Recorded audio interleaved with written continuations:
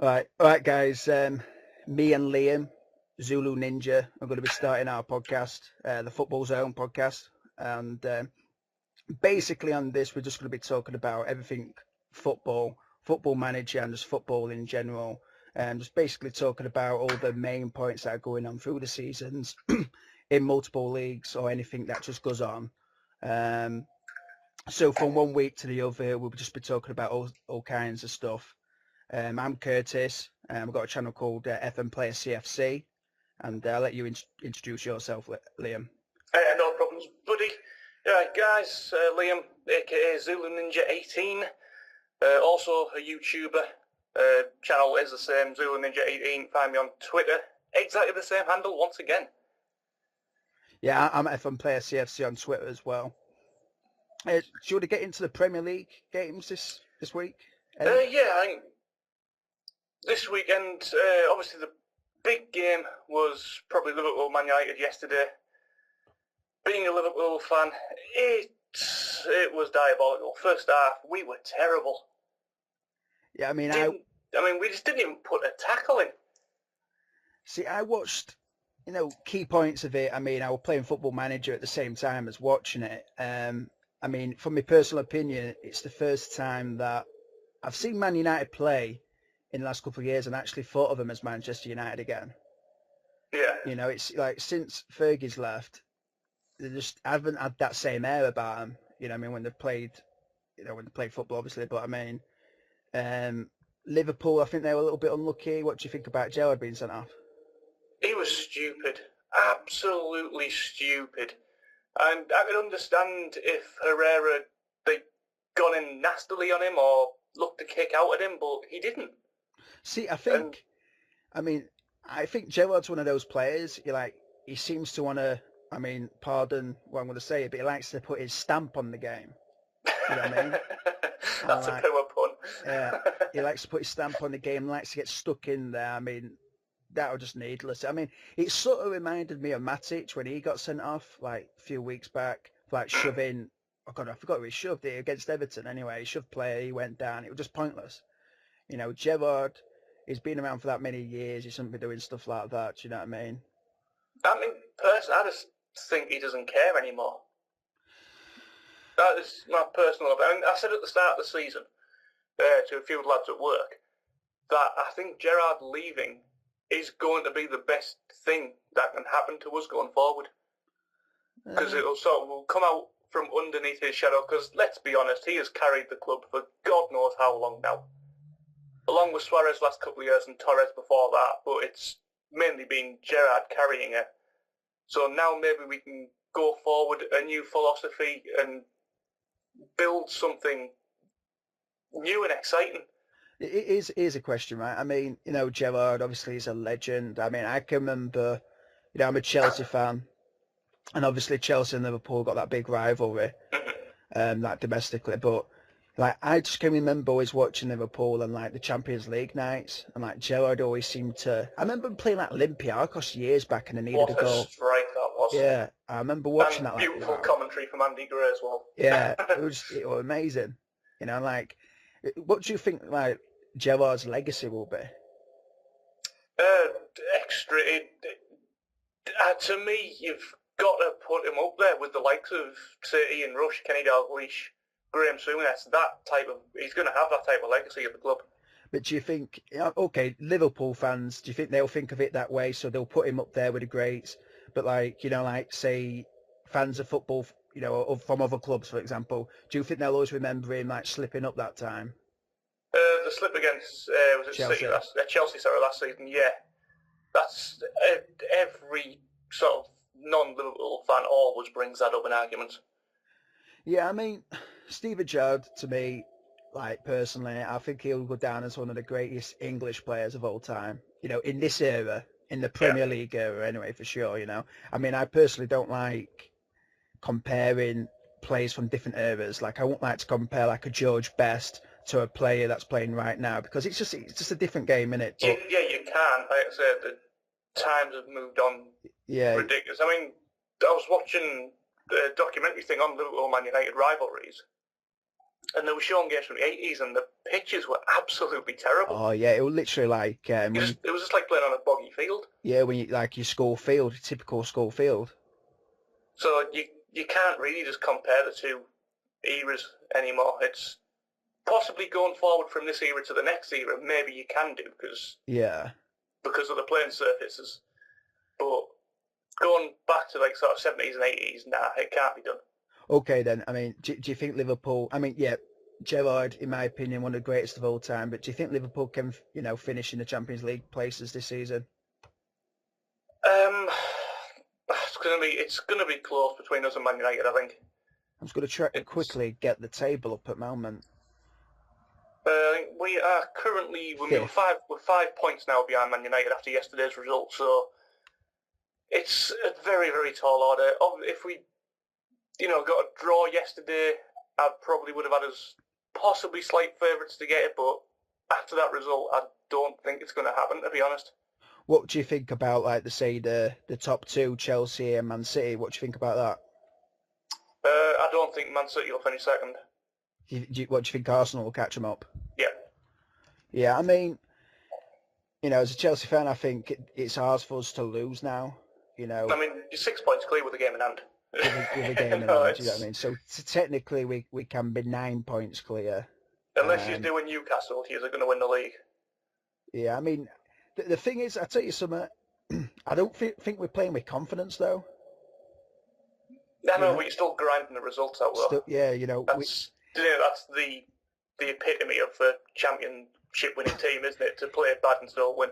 Yeah, see, I go on Facebook and, I'm a fan of this, I like this page. It's like the Chelsea Fancast or something like that. And that page is from a podcast to do all the Chelsea guys, and they go into this pub and do a podcast. And like, it's fair to say some of the Chelsea fans are a little bit over the top at times. Like, so say for example, if Cahill has a bad game, it's like drop him, he's shit. Zuma, or if Ivanovic has a bad game, drop him. But they don't seem to realise that our squad is like the players we've used is like the smallest in the Premier League. So we've basically been using the same sort of lineup all season, domestically in European football. So now the players are tired. It's like I watched the PSG game, and PSG did well. I've got to give it to them. They come to Stamford Bridge and give us a game. We went out on away goals. But personally, if this was if we played them in, let's say, December, okay, we'd easily have beat them. We'd have easy, how the players were playing back then, more fresher. I think we'd have gone through. I just think next season for Chelsea, I think we need to make the squad bigger. I think some of these players that are out on loan, bring them back in so we don't need to be spending money. Some of these youngsters that are really talented, bring them into the squad, give them game time in certain games, and just rotate the team properly. I think they're always going to spend top dollar on players, though. I mean, he's had Lukaku. Yeah. Who is, he is a good striker, let's not be honest. And then you signed players like Remy. Oh, no, okay and then. Sold Lukaku. It's like, that doesn't make sense to me. It makes sense to me because, okay then. Okay then. And Demba Ba, that was another one. What the hell? I think Demba Ba were more, because he had that minimum fee release clause, didn't he have like 7-something million, right? So we needed a striker in that January of that year. So we brought him in. Yeah, I don't know how much we sold him for. He went to Besiktas, didn't he? That Turkish team. Yeah, he went to Turkey, yeah. But I think we made a profit on him. I think in recent years, or less 2 years, we've made profit on players. And I think we've done some good business. I think Remy, when he's played for us, he's played well. He come on yesterday and scored against Hull. It wasn't the greatest to finish, but again, it went in, so that's all that matters, isn't it? Yeah, it went in. He scored goals for us. I just think in midfield, we're lacking a little bit. I think Cuadrado, I think he's a good buy. To be honest with you, it's like I like Salah.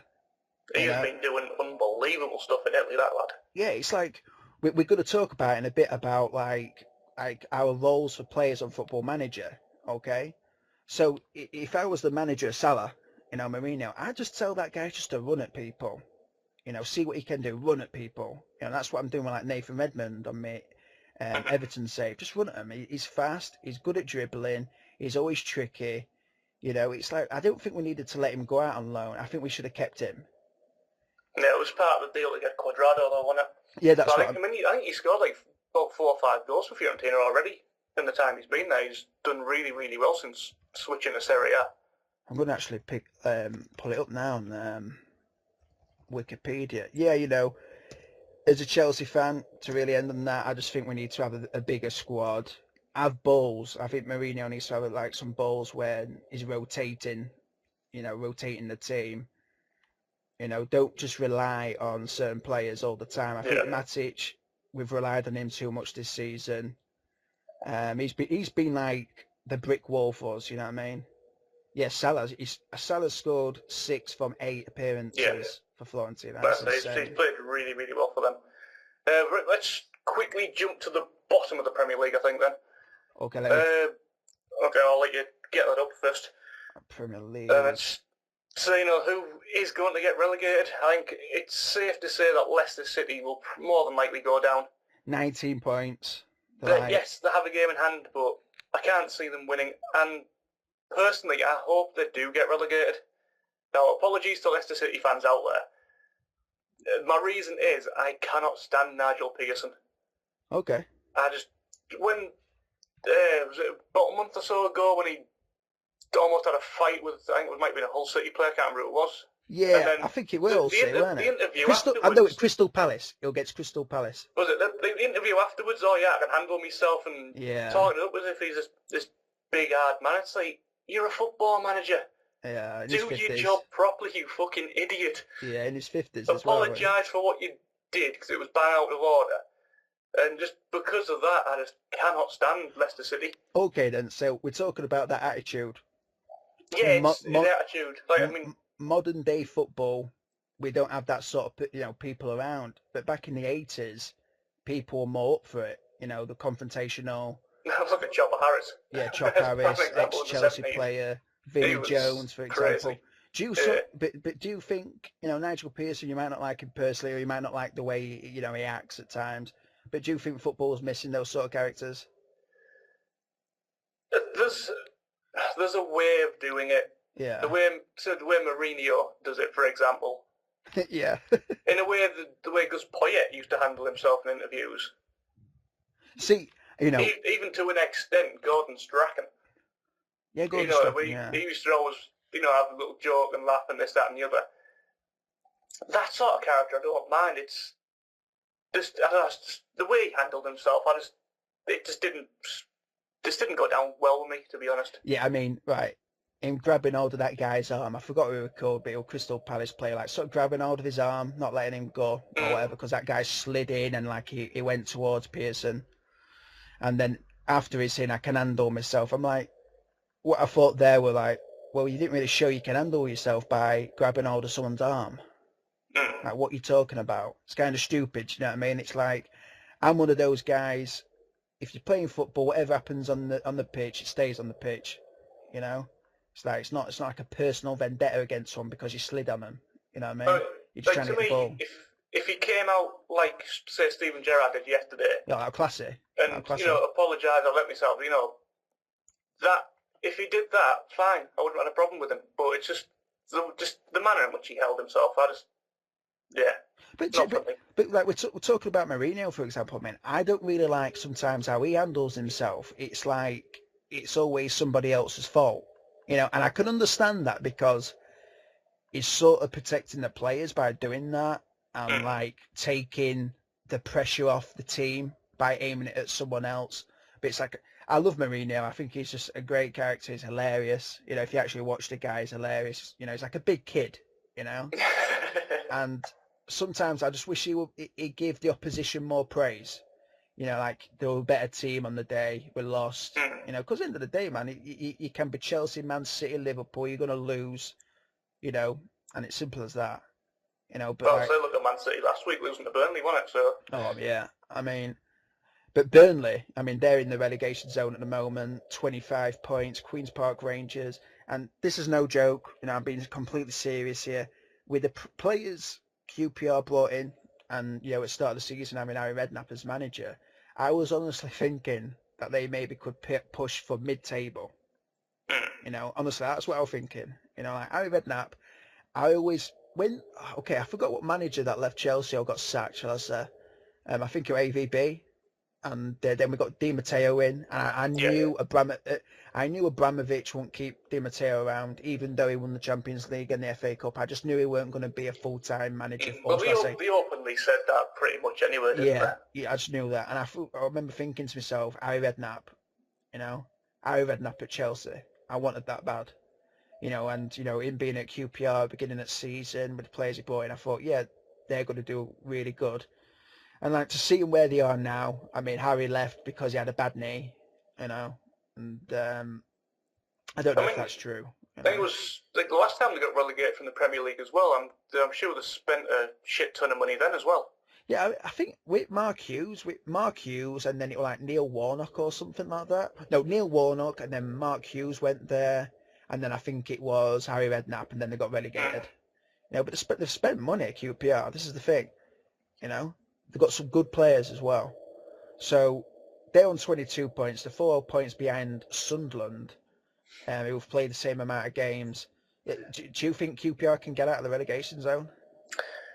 I don't think so. I can see Villa, they're going to be safe. I think the way they've been playing recently under Tim Sherwood, I think they'll get enough points for safety. Okay, like Aston Villa, what do you think about Lambert being sacked? I have to say, I think it was probably the right timing to do it.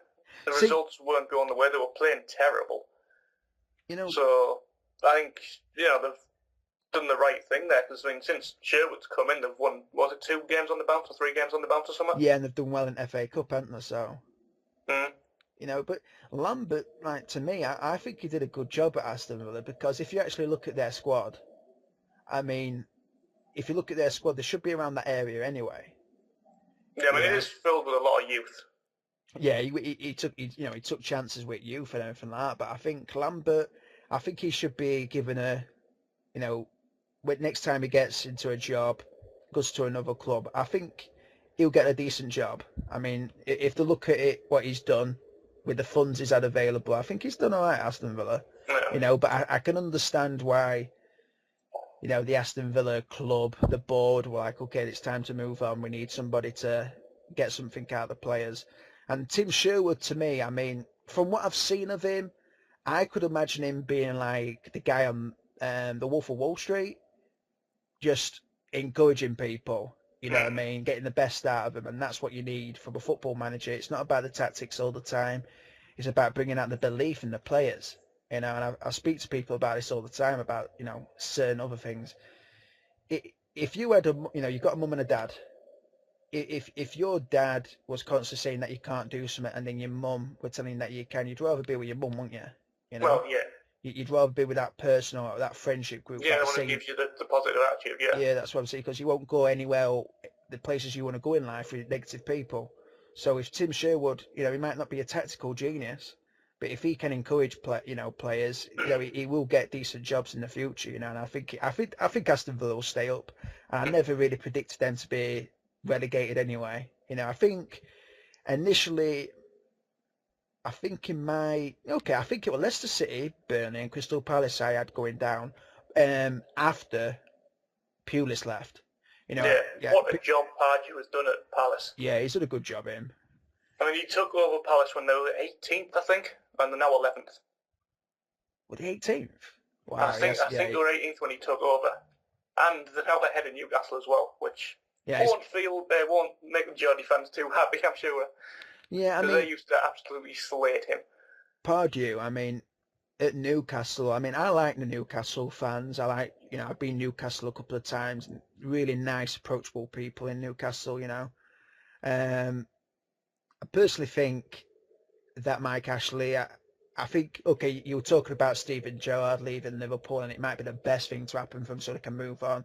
I think when Mike Ashley leaves, Newcastle, I think it'll be the best thing for the club and the city. I just don't think they're going to go the places they want to go with him there. I mean, I remember hearing about him changing the name of the ground, from St James's Park to Sports Direct Arena. I'm thinking, what the fuck's he doing?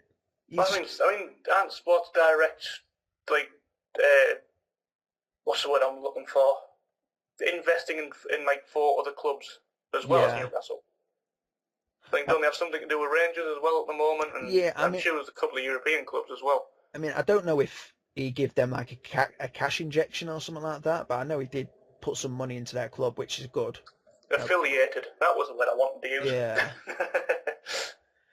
but like I say, relegation prediction.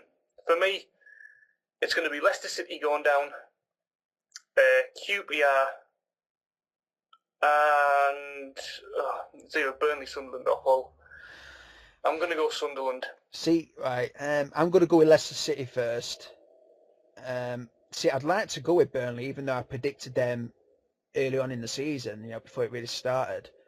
But, man, they've played good, Burnley. They play good football. And if you actually look at their squad, they've probably got one of the weaker squads on paper with the players that they've got. No, without doubt. Yeah, but they can play football. That Sean Dyche, or whatever you call him. I mean, that guy's good. The Ginger Mourinho. The Ginger Mourinho. I remember they used to call Gary Megson the Ginger Mourinho. I mean, what the hell? When he was at Bolton. But, see, Burnley, Sunderland, I've got a lot of faith in Dick Advocaat, if that's how you pronounce his name. I remember him being at Rangers years ago and it being at Zenit St. Petersburg. When St. Petersburg got into the UEFA Cup final against Rangers to beat Rangers, and then they actually beat Man United in the Super Cup, when they had Arshavin and players like that. They had a really good squad back then. Leicester City, I can't see QPR getting out of this. I can't see it. I'm going to go Leicester City, QPR, and God, this is a tough one, the third. I'm going to go with Sunderland. So same as me then. Okay, yeah. I think Burnley, they can just play football. They keep on getting the weird results against the top teams, so I think that might be enough to keep them up. I think our first game this season, Chelsea were against Burnley at their ground, like a Monday night kickoff or whatever. And I remember thinking that, Burnley can play football. Didn't that finish as a draw, or did you just scrape it? I think we won like 3-1, 2-1 or something like that. I remember they equalised, or they either went ahead or equalised or something. Nice. Next, I want to jump over to France, actually, because the Ligue 1 this season has been terrific football. I mean, 2 points separating the top 3 teams. This is a close title race. It really, really is. PSG went top on Friday night. Hat-trick from Zlatan Ibrahimovic. Oh, nice. To beat FC Lorient. Zlatan, he has been causing a lot of crap in France this last week. What's been happening there? The whole thing about him complaining about the Chelsea players calling them babies when they surrounded the referee. Okay, then. Yeah, I seen something, like a little vine or something like that, and he's like sort of like in the back area of like the stadium or something. And he's got his top off and he's saying something, but I can't remember what he said. He was complaining anyway. And last week when PSG got beat off Bordeaux, he said that the French referees were expletive. Well, say it. He was just basically going on that absolutely shite. They don't deserve to referee football. Okay, then. Absolutely just ripped them to shreds, saying that the nation of France doesn't deserve Paris Saint-Germain as a team. Well, that's insane. Which, to me, is actually Zlatan saying, France doesn't deserve me playing here. Yeah. That's my take on it anyway. So he's caused a hell of a lot of uproar, which, it's Zlatan, it's what he does. A bit of a segue, yeah. I remember... And then we had, like I said, the 3-1 win against Lorient. He got the hat-trick. the referee refused to give Zlatan the match ball. Whoa. See, After I the didn't know game, that. I didn't know that. Just because they're like, nah, you've absolutely slayed the officiating, I'm not giving you it. He did get the ball after the game, but on the pitch, the referee wouldn't give him it. Do you know what? I'm going to start watching the French League more then. I didn't know all this was actually going on. No, it's absolutely fantastic. So, that's it. PSG went 1 point clear on Friday night. And then Saturday, 3 o'clock kick-off, Olympique Lyonnais had the chance to reclaim the top spot. Nice had a player sent off, yet still went on to win 2-1. So Lyon have let it slip something chronic in the last 2 weeks. I think they drew 1-1 last week. And then obviously getting beat off Nice at the weekend. So they've dropped down to second, and then Marseille last night, a comfortable 4-0 win, puts them 2 points behind PSG. So, yeah, I mean, Marseille, I'm actually thinking of doing a save with them on Football Manager not too long back, and they've got some really good players. As I was saying, I'm going to start paying attention more to the French league because I used to watch it all the time. Like in the 90s and the early 2000s, France were like ruling the international side of football, and I used to like really got into it. And do you think Lyon can catch up PSG now, or do you think it's PSG are just going to stroll it now? I think now they've gone a point behind. I think PSG will just edge it out. Okay then. Yeah. I don't know if it's the pressure's getting to the Lyon players or what. I don't know, but I think PSG I think just have that too much quality in the team. Liam, do Monaco play good football? They're not bad. I mean, they're fourth in the league. They do have a game in hand. Okay. If they win that, they'll be on 56, which will be 3 points behind PSG. So they're still in with a chance, but they're not the greatest of teams. So in the French league, is it the top three get Champions League football? Top three is Champions League in France, yeah. Okay, but do they have to go through like a playoff or anything like that? The top three? The top two, I believe, go automatic straight in, and then the third team has to go through the playoffs. And then what about the fourth team? Do they have to go through like those knockout rounds, the earlier ones? No, fourth team is just Europa League. Oh, okay then. So like the one of the main like question marks here is Champions League football, isn't it? Yeah, it's very tight.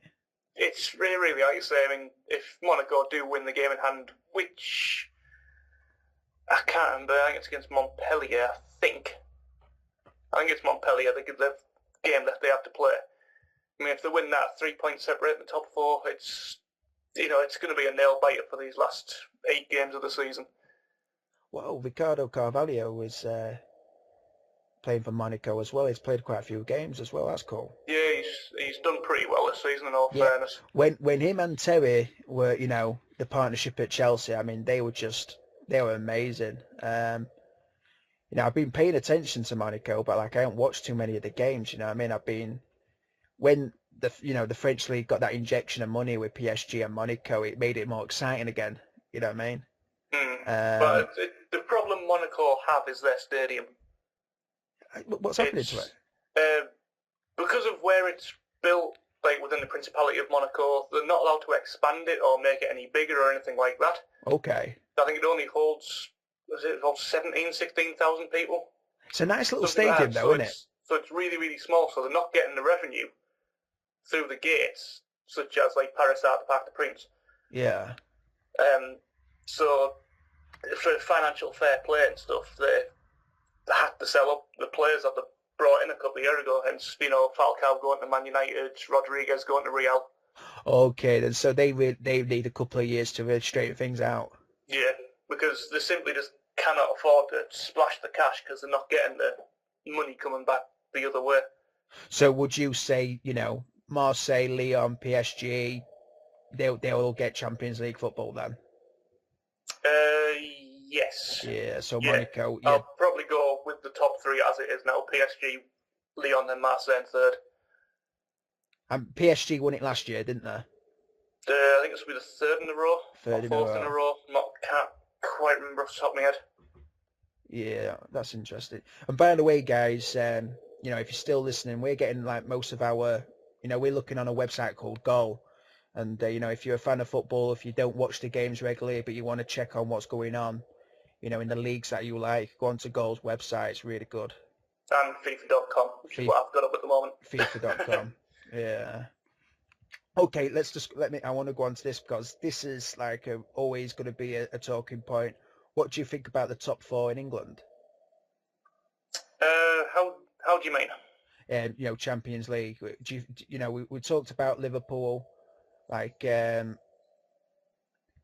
just quickly look at this here. Right. So you think Arsenal are going to be in, the top two? You think it's going to be Chelsea, Arsenal? Arsenal, City, Man United. Yeah, I'm basically talking about your predictions for the top four. Yeah, Chelsea, Arsenal, City, Man United. Okay. See, City, I've got a lot of confidence in them. I just think this is going to sound a little bit horrible, but I mean, I don't like the look of Pellegrini. He doesn't look too well. He does look a bit on the grey side, doesn't he? Yeah. Look at Pellegrini. If you want a young sort of manager who's, up for it, he's energised, positive. Pellegrini looks like I don't like saying this, but he looks like he's about to keel over. He could sort of sit in for Arsene Wenger in a way. Yeah. Arsene's always been looked a bit tall and skinny and gaunty, hasn't he? But, it's like, I honestly do think if City don't win the title, which it doesn't look like they're going to do that, I do think Pellegrini will leave. I think he'll get sacked.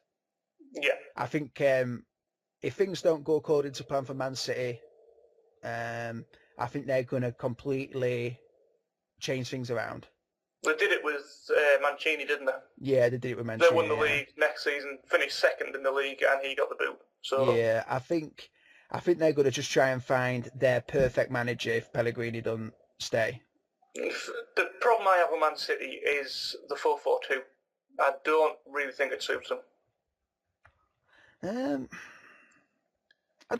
Okay, I'm going to say this. I think when Man City are playing at their best, I think they play the best football in the Premier League. I'd have Arsenal as the best football in the league, personally. Yeah, I'd say, Arsenal up there, but... Okay, let me just click off this. Attacking-wise, anyway, scoring goals and everything like that, I'd have Man City up. I think there's, like, things going on behind the scenes with them, to be honest with you. I think there's a lot of pressure there. Obviously with the money that they've spent, I just think there's a lot of pressure there, on the manager, on the players. So I think they're just refreshing it all up. Right, do you want to have a quick look at the Bundesliga before we jump into Football Manager talk? Let's do this. I think the biggest shock result from yesterday had to be probably Gladbach beaten Bayern Munich 2-0 in the Allianz Arena. Was it complete domination as well? Was it just like a perfect performance? I didn't see the whole game. I've only seen highlights from it. But what I have saw was Manuel Neuer just had one of them games he wishes he can forget. Both goals were goalkeeping errors. The last time he performed like this, I think, was in 2013. So, he's fairly consistent. Oh, he's amazing. He's probably he is best goalkeeper in the world. Ridiculously good goalkeeper. But, the first one, the shot just went through his body. He tried to claw back behind the line. It was just really poor. And the second one, it was a decent shot. Went down to, I think it was his right-hand side, just hit the bottom of his hand and bounced into the back of the net. But that was a massive, massive, massive win for Gladbach. Especially with Wolfsburg having a bit of a poor run at the moment. They got beat last week. They drew on, was it yesterday, sorry? Yeah. They got a draw yesterday, so... Against Mainz 05. Yeah. So, they've been dropping a few points here and there. I don't think Gladbach are going to catch them in the league, to be fair. But, they're pushing on for that third automatic Champions League spot. It is another thing. I tweeted it out of a day, about... I'm a Chelsea fan, and I follow some other teams. I've followed some other teams in the past and, always look out for the result. But I really like... the German game. I like how the German clubs treat their fans with the price of the tickets and the season tickets. I just think it's more of a fan-friendly league. And I've been looking for a club to support outside of England. Obviously, I'm a Chelsea fan, but Wolfsburg just fit the bill. Really, since a couple of Chelsea players have gone there, Schürrle and De Bruyne, that really sealed it. I'm just going to start following them. I'm going to just try and watch the games as much as possible, and I'm going to get a passport sorted out later on this year and just try and go Germany and watch certain games. I'd love to watch Bayern Munich in person as well. I'd love to go Borussia Dortmund as well because their stadium's insane. I just love the atmosphere. But there's something about The Wolfsburg massive that I yellow like. wall. Yeah, you know what I mean. So I'm going to start following Wolfsburg and just become like a bit of a fan. It's also the bottom of the Bundesliga is heating up quite a bit as well. Stuttgart won this weekend. That's pulled them within 1 point of 3-1. Paderborn. Freiburg also got a massive, massive win. I can't remember what Hamburg did.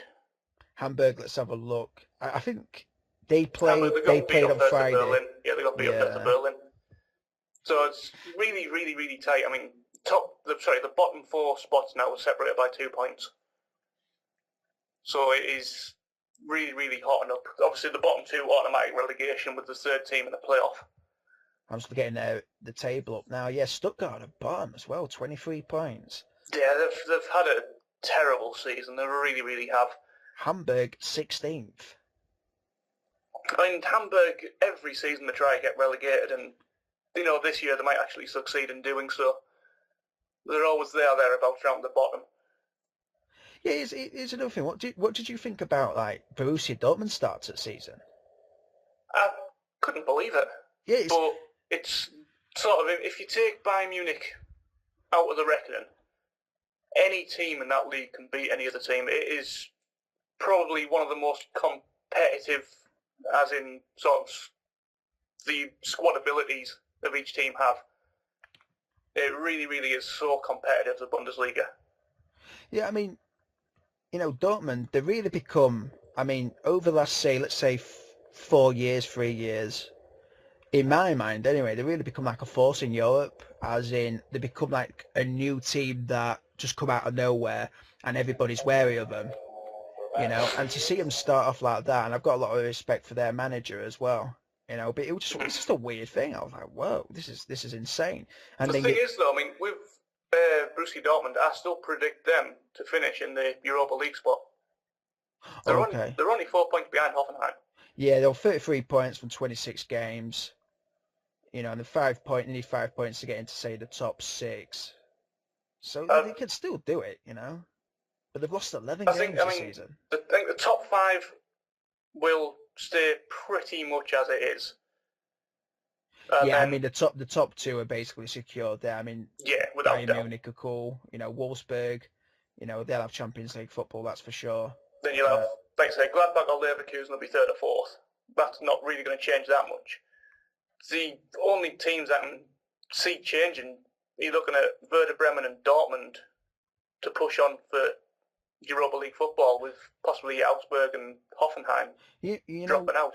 Where Di Matteo, has he been well received in Germany? Because he's done a pretty decent job at Schalke, hasn't he?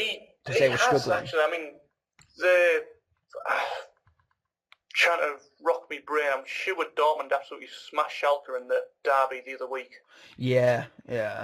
Which obviously will not go down well with Schalke fans. Because, I mean, in Gelsenkirchen, it's pretty much law that you do not say the name Borussia Dortmund. You were telling me about this. The same goes for Dortmund with Schalke fans.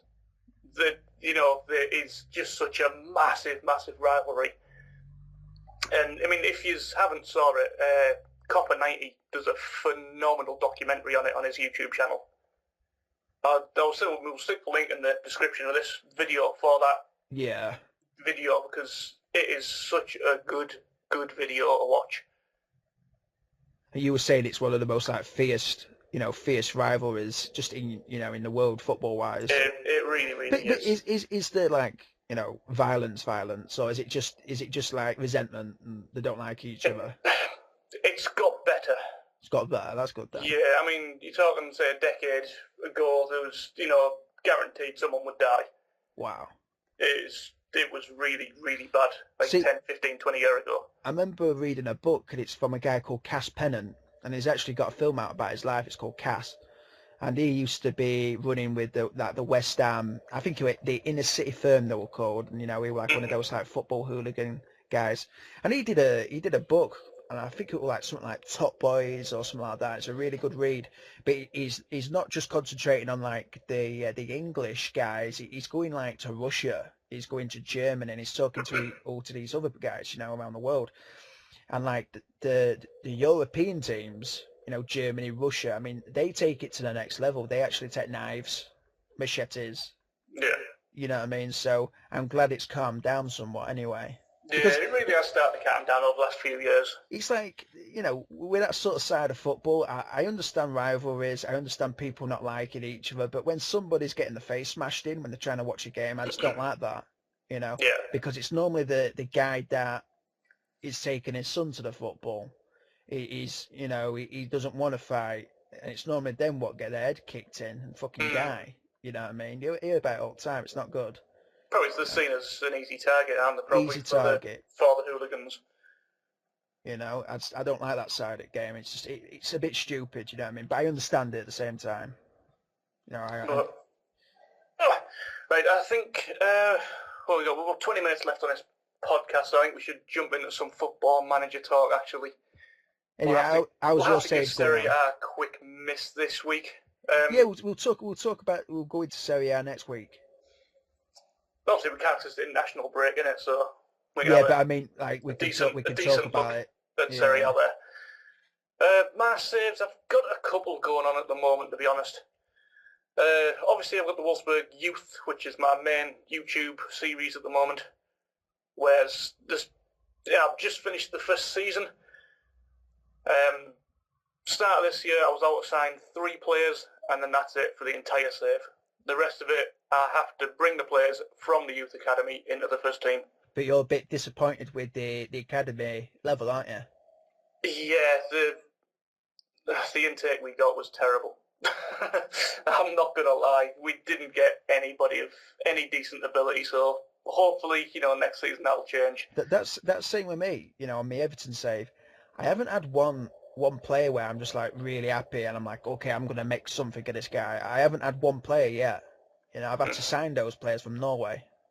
Yeah, I mean, there's a couple of players who, might be able to develop into rotation players, but they're not going to be world beaters. But the Wolfsburg squad is very young anyway, so yeah, it's a very, it's a very good squad. We've got a good couple of seasons left before I need to really, really worry about bringing the youth through. I'm going to learn something from asking you this question, right? The Wolfsburg squad that you've got at the moment. What would you say is the weak link? Defence, midfield, up front, goalkeeper. What part of the squad would you like to improve if you had the option? With the team I've got, or the team that you start the game with? That you start the game with. You start the game with defence. Okay. Without doubt. Your centre halves. Did you start the save after the update or before? Yeah. Okay. With this one, I was using the WizKids update. Yeah, they do a good job then. James does a fantastic job. He really does. But so obviously, Junior Malanda unfortunately is not in the game on my save after his untimely passing over the Christmas period. He to be honest with you, I didn't know who he were before he died. But I remember my little brother telling me. But the way they treat his death, that club, that they deserve a lot of respect for that. They did a great job. I mean, like the first game back after the winter break, if you get a chance to see it on YouTube, Curtis, check it out. The game against Bayern Munich where they did a massive tribute for Junior Malanda, it is ridiculous. They won as well, didn't they? 4-0, I believe. 4-0. So that's absolutely destroyed Bayern Munich that day. Yeah, I mean that's amazing. And it was that game that really drew me towards Wolfsburg so much. Same.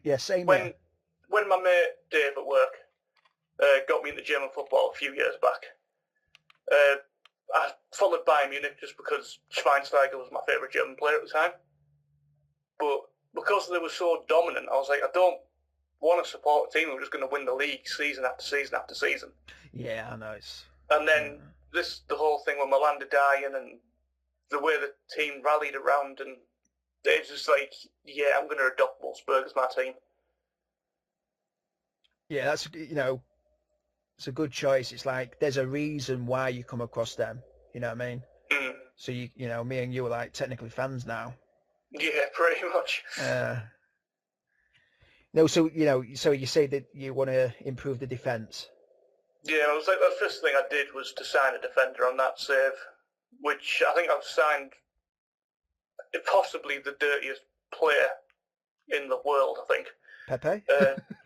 No, it's called Eugene Kakaridi. Okay. I'd never heard of him before, to be honest with you. But last season he picked up 19 yellow cards. That's insane. Which was just absolutely crazy. He loves to fight. He loves arguing with the officials, which I'm training him out of that. Yeah. But his PPMs were argue with officials and dives into tackles. So it was, not really surprising he got so many yellow cards that season. You know what, your Wolfsburg save, have you got an approx time you're going to be there, or, how many seasons are you wanting to do? Until I get bored, I think. Until you get bored. To be honest with you, yeah, I think it's probably going to be like the staple save. Yeah. Which, before that it was obviously the Stockport one, which I absolutely loved that save. But when I got a new computer and transferred the files over, some of them got corrupt for some reason, some of the recordings I did. See, I lost out about 4 or 5 episodes worth of footage. A bit of advice to anyone. If you're getting a new computer or whatever, new computer, new laptop, if you can, just get one of those USB flash drives. You put your saves on there, put the USB flash drive in your other new one, and then you just transfer it over. That's what I've done anyway, because my other laptop it was acting a bit strange, so I put all my saves on the flash drive, and I didn't have any problem at all. And anybody that's got an important save, make 2 saves of it. So number 1 and 2, so you've always got something to go back to if it does corrupt. Yeah, that's a good shout, that dude. It really is. You do. I learned from my mistake with arranged to save from, I think it was Football Manager 2013, and it went corrupt, and I just got into the Premier League again, and I was gutted. I mean, I just finished my first season in the Premier League as well with Stockport County. Got them all the way from Conference North to the Premier League, and then it corrupt. I was gutted. Absolutely gutted. See, but essentially you achieved your goal, didn't you, really? You got him into the Premier League, so you achieved something. The goal was to win the Premier League. Premier League. We almost got there. I think we finished 10th or 11th in that first season as well, but, these things happen. See, I weren't talking to you before, you started that save, or when you were doing that save, really, but, I mean, was that tough? Did you find it hard? Rack me brain. The first season in Conference North, absolutely walked it. No problems whatsoever. I thought, right, okay, the Conference Premier shouldn't be that much more difficult. Yeah. It took me 3 seasons to get out the conference. Wow, okay. It was really, really, really tough. But I think I found a glitch in the match engine. We're playing 3 up top. Yeah, that's meant to be overpowered. Yeah, it is. Once I found that formation, we went up through the playoffs in the conference. I then won League 2, won League 1, and finished second in the Championship in back-to-back seasons. It was just ridiculously easy playing 3 strikers. I see one. I don't know if you noticed this. I mean, you're saying you've played, 3 at the top, but like lower league football, do you think 4-4-2 works there well? I don't think I've ever got 4-4-2 to work. Okay. Anywhere, whether I'm a top team or a minnow, I just cannot get my head around how it works. Yesterday, Hull City and Chelsea, Hull City started playing 4-4-2 against us and causing us, trouble. Yeah. And I'm just thinking, man, why don't more teams use it these days? I like it. I like the formation. It's balanced. I just like it. If you can get a team playing great football with that, it's hard to break a team down using 4-4-2 if you're playing it well. I think the problem I have with 4-4-2 in Football Manager is my philosophy. It doesn't matter what team shape I'm using. I want my wing backs to bomb forward and overlap. Yeah. And I want my wide midfielders to cut in and cause problems. So if you're wanting your wing backs to go forward, have you got like a minimum stats that you want for that? Okay, so they've got to have a certain speed, they've got to have certain crossing, certain passing. You know, have you? Like depending on what level of football we're playing at, yeah. But I always look at pace, crossing ability, dribbling, and positioning are my four main ones for your fullbacks. See, with my fullbacks, as you know, because we sometimes play a network game. Most of the time I use limited fullbacks. So I remember I commented on that, saying I've never seen anyone use limited fullbacks on the game.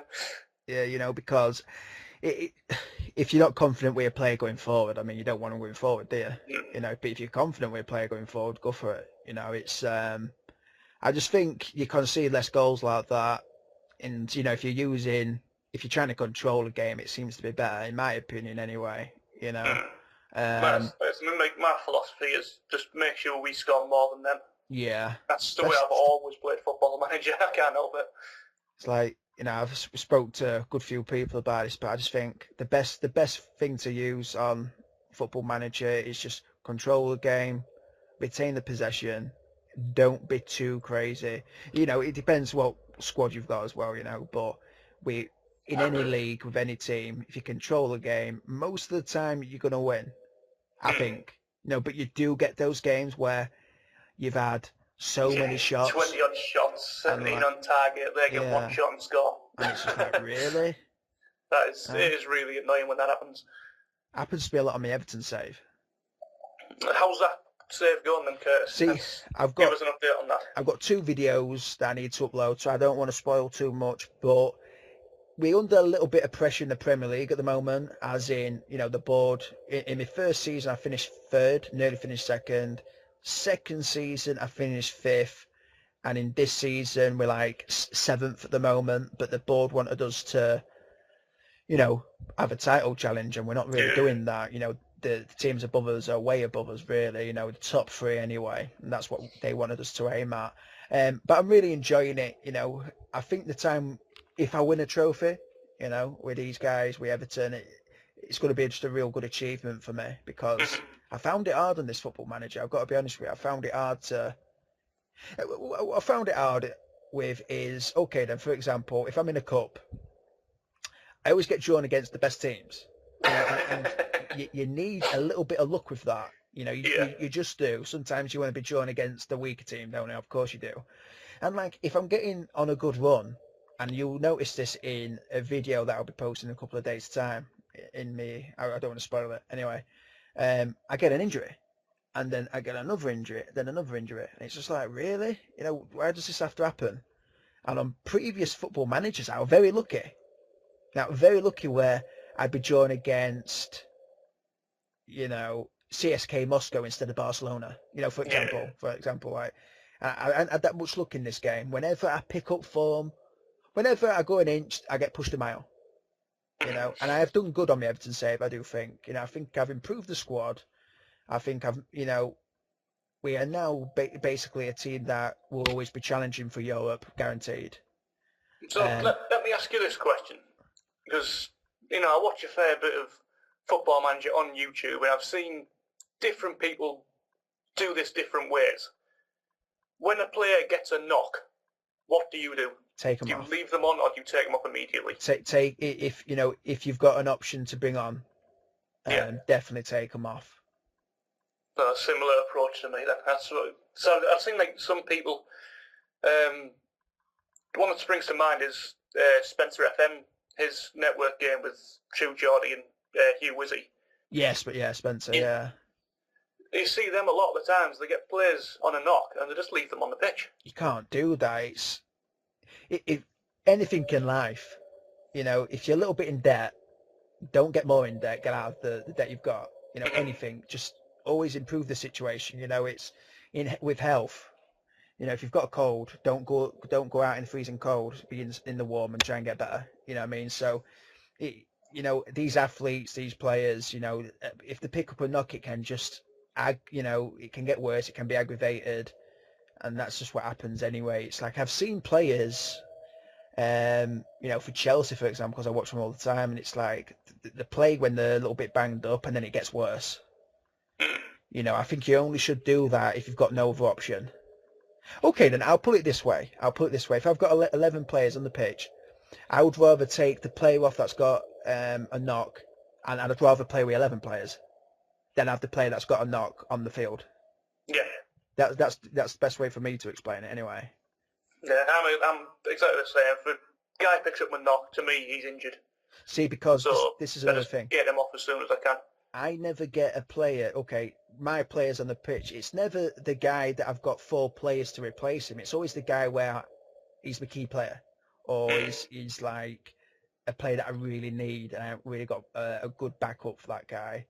So it's basically FM trying to fuck you over. Yeah, so it's like I always make sure I take him off. But it is another thing. I mean, I've asked a lot of people this, but what do you think about the injuries on this Football Manager, this year's Football Manager, or shall I say last year's Football Manager? I don't think they're not as bad as when the game first came out. Yeah. The beta was horrific. I mean, I didn't have the beta, but from watching YouTube channels, the injuries in the beta were ridiculously over the top. And I think from then up until now, it's got to a point where I think it's about right, to be honest. I mean, like you see people on Twitter complaining, both my strikers got injured in one game. That doesn't happen. It happened to the whole City a few weeks back. Yeah, a few months back, whenever it was, when Hernandez and the other guy got injured. That's happened to me a couple of times, but it's always with me attacking midfielders. People do get injured. So yeah, they do. It's they're trying to replicate it as close as they can. It still does need a few tweaks here and there, but I think they've got the level about right, to be fair. I think players are going to get injured, and I think you need to train individual players appropriately for their natural fitness and their injury proneness. It's simple as that. It's realistic these days. But another thing is, I think the main thing I do see wrong with the game is like when the goalkeeper saves it and it bounces out and the goalkeeper will just stand there. That's like the main, if you were to call it a glitch, that I don't like. I can handle injuries, because injuries do happen, but that's one thing that frustrates me a lot, because I concede most of my goals through that. And I think they need to change that, because I think if you've got a world-class goalkeeper, they wouldn't just stand there and let somebody rebound it, would they? Exactly. You know what I mean? It's like, I don't get that. And the thing what makes me angry is that they haven't improved it through the patches. It remains. I mean, I know why it happens within the game. It's because obviously the game is all about crunching numbers at the end of the day. But they should have the match engine make it look as the keeper's at least trying to make a save. Yeah. I think that wouldn't piss as many people off. See, whereas in the match engine code, they've got it so, that guy's shooting better than his reflexes. So he can't, or his reaction, so he can't get up quick enough to save it. They just have to keep it stood there. That's the most annoying thing. Apart from that, and that's the only thing I can point out and dislike. Apart from that, this is the best Football Manager I've ever played. It's perfect. Hands down. Yeah, it's amazing. Hands down. I absolutely love this year's game. In the past, I've bought Footy Manager. Come Christmas time, I'm bored of it and playing something else. But this is the thing, right? When you've got a YouTube channel, it gives you that incentive, doesn't it? So it's because I've dived into the community, getting to know so many people and stuff like that on Twitter, and like say, got really good friends with you now through Skype and all the rest of it. It just makes playing the game even that much more enjoyable. It really does. Yeah, I mean, I remember watching, Golden FM. I remember this other game. I really want to remember what his channel's called. I know he stopped uploading videos, but I think you're like from Russia or Ukraine or something like that, because he didn't speak English, but his videos are really good. He got me into potentially making YouTube videos, and ever since I started making the videos, it's made me want to play the game more. I just like it, watching other people's saves. personally, I like watching people do regular saves, then experiments. Each to their own, though. But I just love the normal saves, them showing off the key games in the season or every month or two, and they're the sort of saves I like to watch. And when I went to school, I had a friend called Sean, and his nephew played Championship Manager. They got me into the game. I didn't have a good computer until I was God, till I was about 19, 18. I didn't have a nice laptop until then. I had this real shitty, slow computer. So it used to take me ages to get through a season. It was unreal, like insane. Um, so just to have the community and all the people playing it, it's insane. It's just insane. It's amazing. It's like you've got people like Fox in the Box, That guy's a legend. He's my man crush. doing these streams and that, and it's just like people are actually watching. When I remember thinking nobody played Football Manager apart from a select few. It was weird. It's like I remember, like, you tell people that you play Football Manager, they'd be like, "What's that?" He'd be like, "Well, you manage a team," and it's like, "What? So you don't play it with a control pad?" No, it's more like a mouse keyboard thing. Oh, that sounds shit. That's what people used to say. I want to play. They'd be playing Pro Evo or FIFA, and like I'd be the guy who knew all the fucking stats from the players and what was the best way to play them, and then these guys didn't even know what an offside rule was. You know what I mean? So I was like one of those guys. Like it just seemed like it was only me and a select few others that played it. So this community, I think it's out of all the games I play. Because I like playing console gaming and stuff like that. It's the best community because there's great people in it. No one fobs you off either. You ask someone a question, they'll answer you. Yeah, I mean... You know what I mean? There's no like, oh, I've got this many subs, I'm not talking to you, you little dick. Oh, yeah, that ego trick. There's no elitism, really. Do you know what? Even though I've only got like 170... I've got 172 subscribers, 71 subscribers, right? This is like a good thing because I don't class myself as a great YouTuber. I just do, videos, you know what I mean? I've had like about 5 people tell me they started doing videos because of me. That's awesome, man. That is awesome. I've had a few people tell me that on Twitter and on YouTube itself through like messages and that. That's cool, that. That's epic. I mean, I hit 75 subscribers yesterday, and I was just like, yeah, that's a milestone for me. Yeah, I mean, my main goal was... The next mini step is to get to that 100 mark. That would just be... Oh, I'd be over the moon with that. I was really happy when I had... I remember I had 32 subscribers, right? I remember this. I had 32 subscribers after a month or two of doing the videos, right? And I had like a good few loyal subscribers. So say, for example, I would do a 20-minute video just for 3 views and like a couple of comments. That's what it's all about. It's not about like getting all this stuff and everything like that or whatever. It was just awesome to like have feedback from people. That was my main goal. Just a bit of feedback now and again. I mean, at the end of the day, you have to do it because you love playing the game. Yeah. I mean, if you come across as if you're not even enjoying it and it's a chore to do, then what's the point?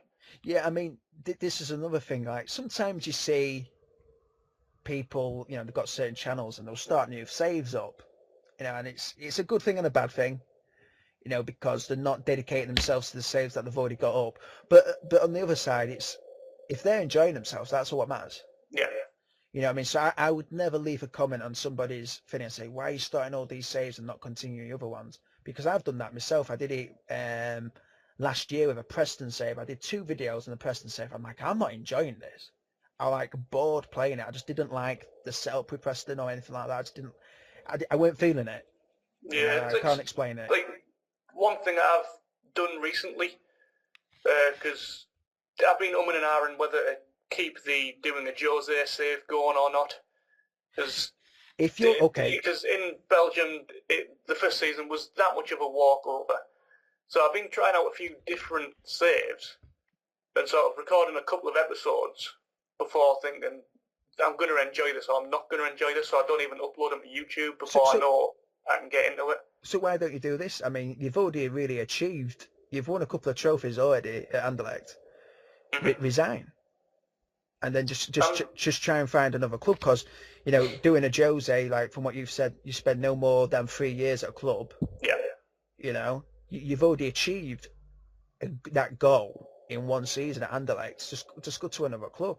I think if I'd won the cup, I possibly would have done that, but because we got beat in the final, I believe, if memory serves, I haven't played that safe for so long.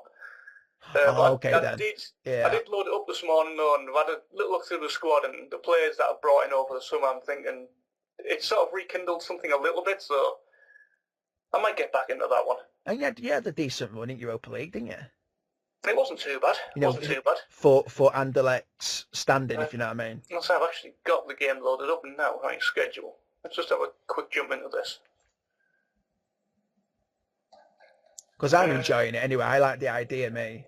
Because it was the first knockout stage. We got beat off Moscow.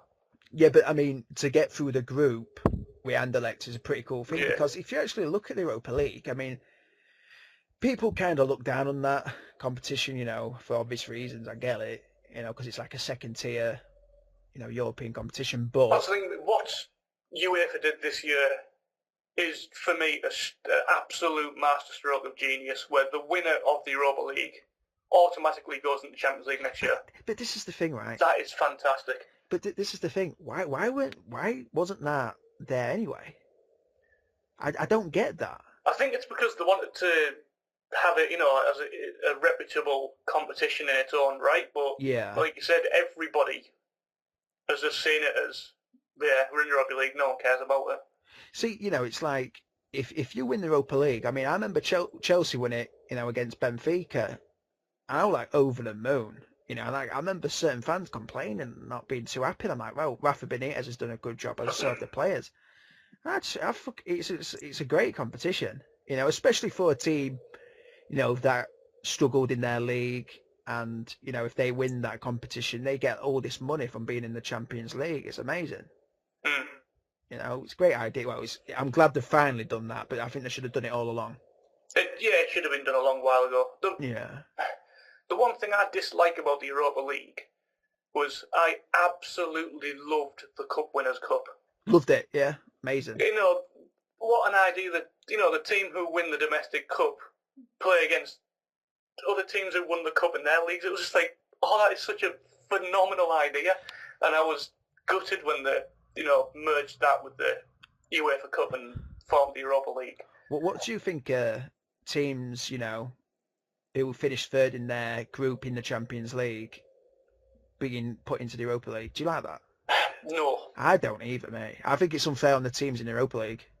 I think if you don't qualify, you don't qualify. You don't qualify. That's it. You're out of Europe. That's my feeling on it anyway. I mean, that's easier said than done because they'd have to completely change everything. But I mean, finishing the top two, that's it. You know what I mean?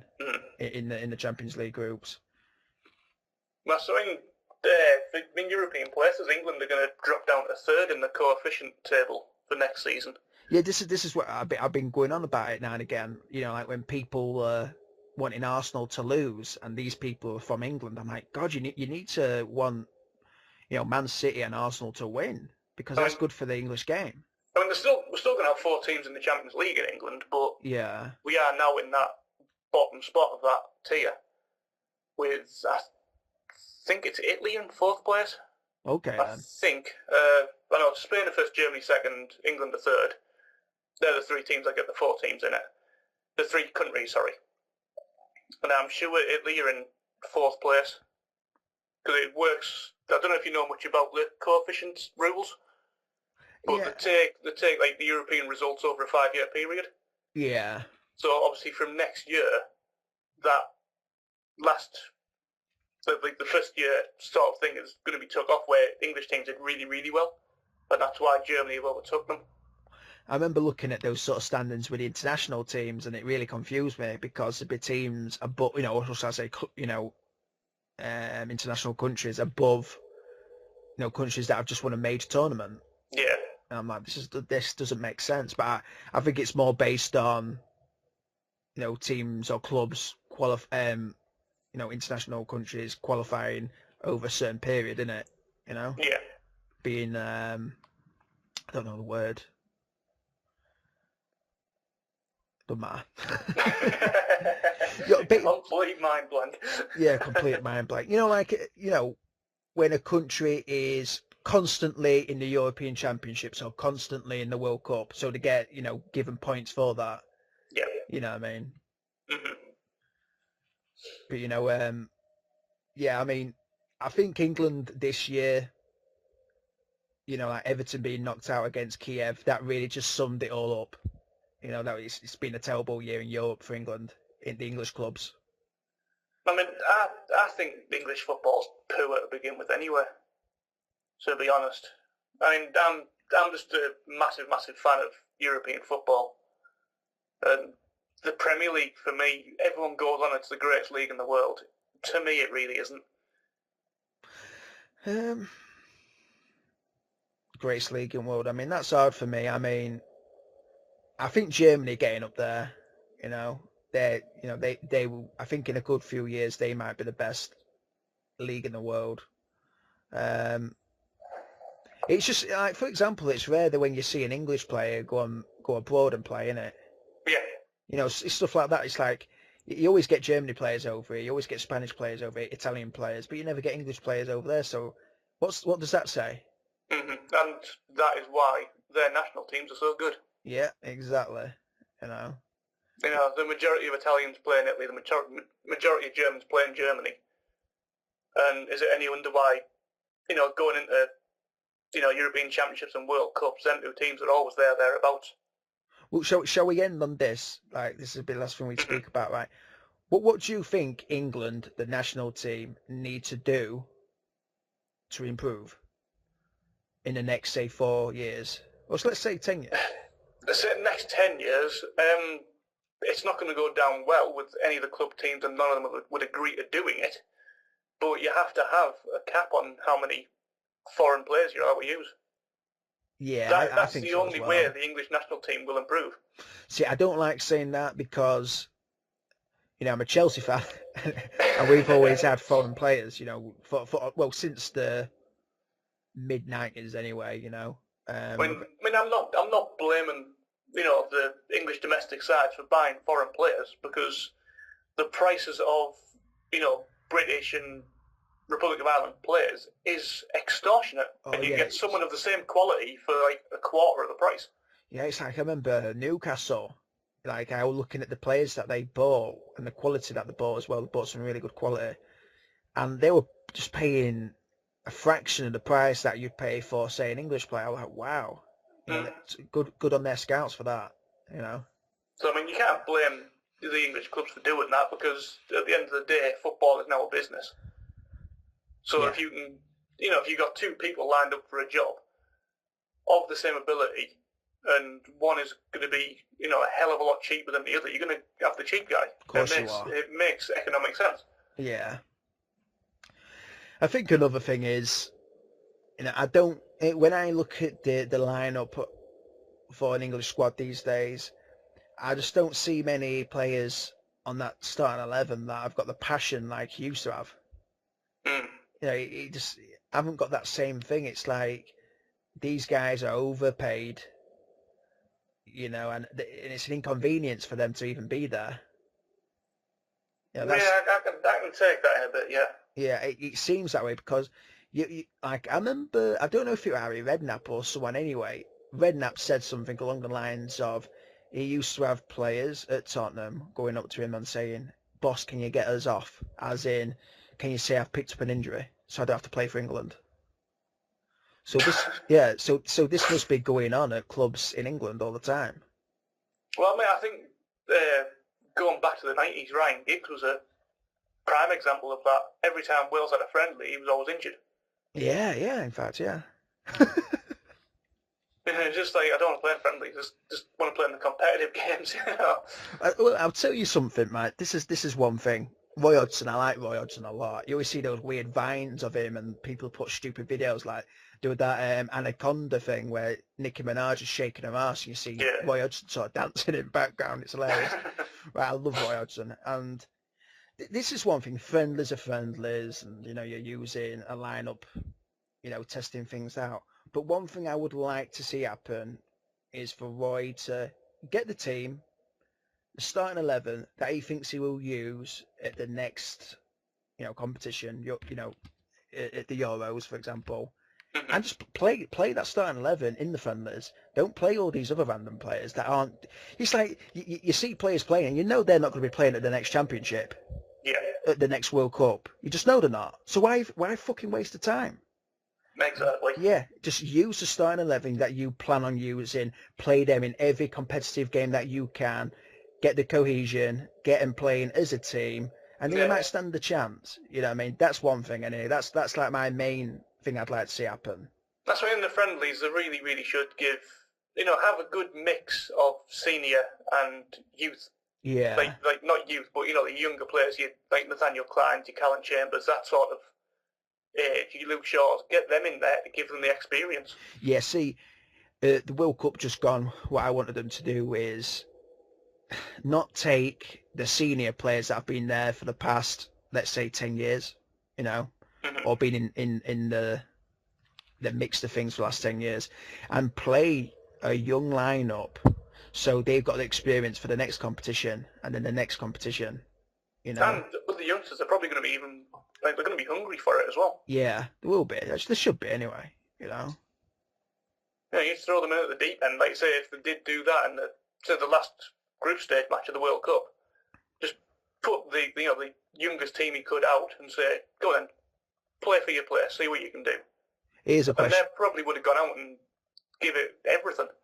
Yeah, I mean, I'd rather set the foundations for the years to come than get knocked out anyway using some random players. You know what I mean? That's the best thing. But here's another question, right? Out of all the players in the England lineup, or potentially in the England lineup, who would you say is going to be the key player? Who's going to be the main guy? Oh, Christ, that is a tricky one.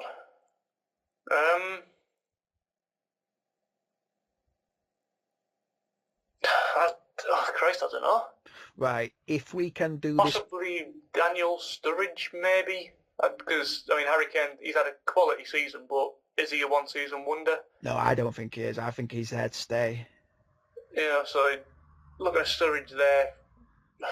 I don't know, Luke Shaw, possibly, if he stops getting injured. Right, I've got Sterling.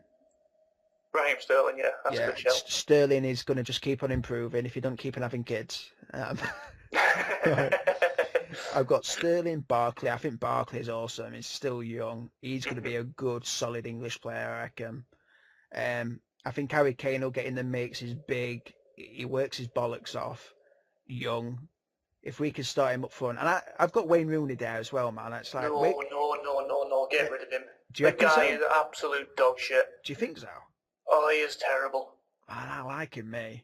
For England, though, do you know what I mean? I don't watch enough of Man United's games to really say what he's like week in, week out. No, I'm solely speaking about England here. He is terrible.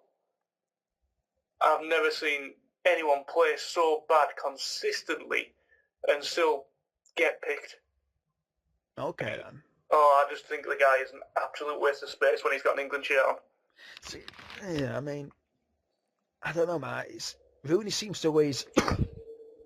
Oh man, score certain goals for us though.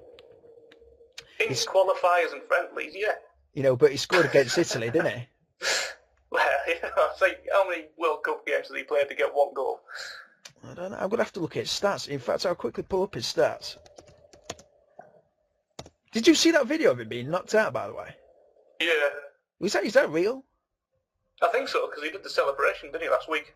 Yeah, well, he scored 46, right, from 101 games for England. And by the way, congratulations for making 100 caps, Wayne.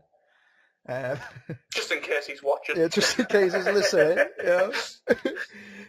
From 101 games, he scored 46 goals. Yeah, but if you look at them, how many of them are actually in a major competition? Okay, then. He scores in the qualifiers. He scores which is important because I can remember us getting knocked out. But against Croatia. When it's on the big stage, he does not turn up. Yeah, maybe.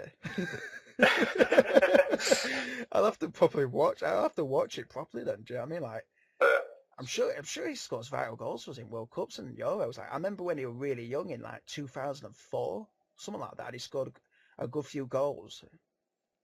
I'm just in the back of my head, I'm sure I remember watching the World Cup when they said he'd never scored a World Cup goal. In fact, maybe, yeah, okay then. I'm sure I remember the commentators saying that. But this is another thing. This is what I like about him. He's versatile, where you can play him in centre midfield and he actually plays pretty decent. He can play in attacking midfield and he can play up front.